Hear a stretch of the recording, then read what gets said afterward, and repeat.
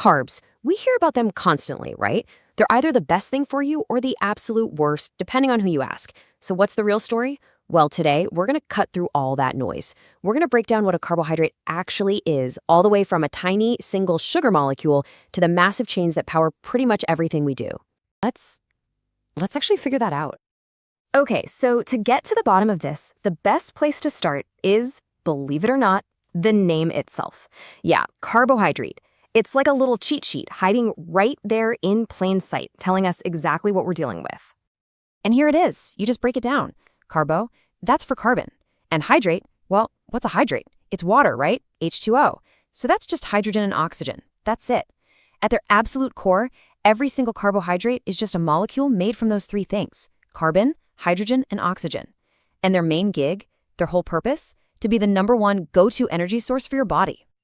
But get this, and this is kind of wild, even though carbs are so important for fuel, they only make up about 1% of your entire body mass. Just 1%.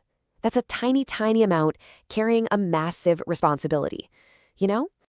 All right, so if all carbs are built from the same basic stuff, let's zoom all the way in. Let's look at the fundamental building blocks. Think of them like the individual Lego bricks. These are the simplest, most basic units, and they're called monosaccharides. And that name is pretty straightforward too. It literally just means one sugar. And for us humans, there are really 3 of these one sugar building blocks that matter most. First, you've got glucose. This is the big one. It's our body's absolute preferred fuel source. Then there's fructose, which, you guessed it, is the sugar that makes fruit taste so sweet. And finally, galactose, which you'll find as part of the sugar in milk products. Okay, now here's where it gets really cool. This is a great little aha moment in biochemistry. You look at glucose, fructose, and galactose, and what do you see? They all have the exact same chemical formula: C6H12O6. 6 carbons, 12 hydrogens, 6 oxygens. So what's the deal?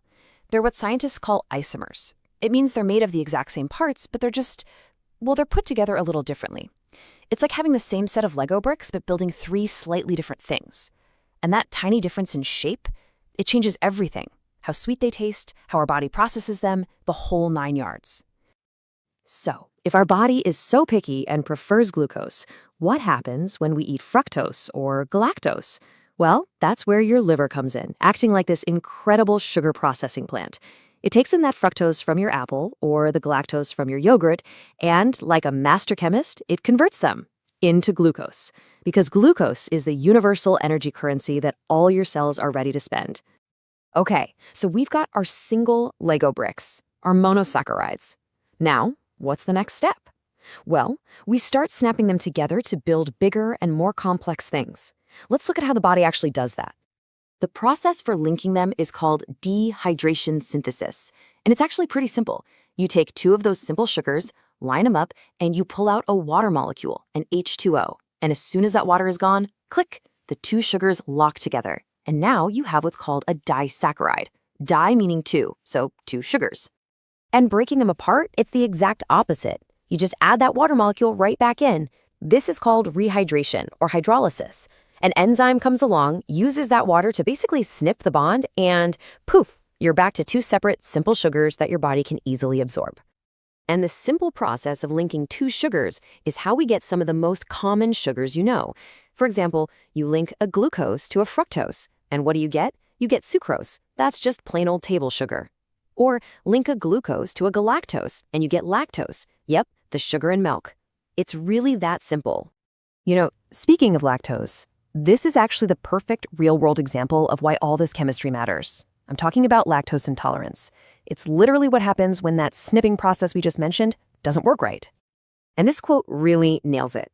See, to break that bond in lactose, your body needs a very specific tool, an enzyme called lactase. The best way to think about it is like a pair of molecular scissors. And if your body doesn't make enough lactase, well, you don't have the right scissors to cut that bond. So what happens then? Well, that big, uncut lactose molecule can't get absorbed into your body. So it just keeps on traveling down your intestine. And as it goes, it's like a magnet for water.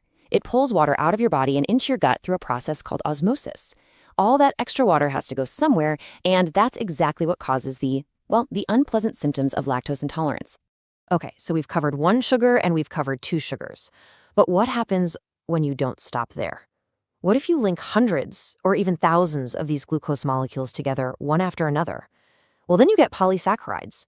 Poly meaning many. And we're not talking about a couple of Lego bricks anymore. This is more like building these incredibly long, complex trains. First up, you have cellulose. Picture this as a long, straight, very rigid chain of glucose. This is what gives plants their structure. It's like their skeleton. You find it in all your leafy greens and vegetables. And you know what we call it in our diet? Fiber. Then you've got starch. This is also from plants. Think potatoes, rice, bread. But its structure is totally different. Instead of a straight line, starch is a branched chain of glucose. And that branching is the key, because our bodies have the right molecular scissors to snip off all those glucose molecules and use them for energy. And last but not least, there's glycogen. This is our version. It's how we and other animals store glucose for a rainy day. And look at that structure. It's not just branched, it's explosively branched. It's a brilliant design, really, because all those branches create tons of endpoints where we can quickly snip off glucose whenever we need a fast burst of energy. So let's just sum that up real quick. We've got three big players. Cellulose from plants? Nope, we can't digest it. That's fiber. Starch, also from plants. Yep, we can digest that. And glycogen, our personal stash? Absolutely, we can break that down. It all just comes down to whether or not we have the right enzymatic scissors for the job. All right, so we've seen the tiny Lego bricks, we've seen how they snap together, and we've seen the huge structures they can build. Now let's zoom back out and follow the entire journey, from the food on your plate all the way to the cells that need the energy. Okay, here's the entire trip, lightning round style. Step 1, you eat the food. Step 2, your digestive system gets to work breaking all those complex carbs back down into their single sugar building blocks. Step 3, those simple sugars get absorbed into your bloodstream. Step 4, they all take a trip to the liver, which converts everything into our favorite fuel, glucose. And finally, step 5, that glucose is either burned immediately for energy or packed away as glycogen for later. That's the whole journey. And that really brings us full circle, doesn't it? After all that, all the different names, the structures, the chemistry, it all boils down to one single dominant function.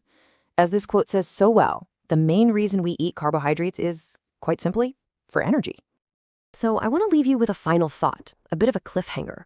We now know that deep down, all carbohydrates are made of sugar. A potato, an apple, a slice of bread, it's all just chains of sugar molecules. But if that's true, then why on earth does it matter so much whether you eat a bowl of oatmeal versus a spoonful of table sugar? I mean, they're both carbs, right? Well, that's a fantastic question, and the answer has everything to do with how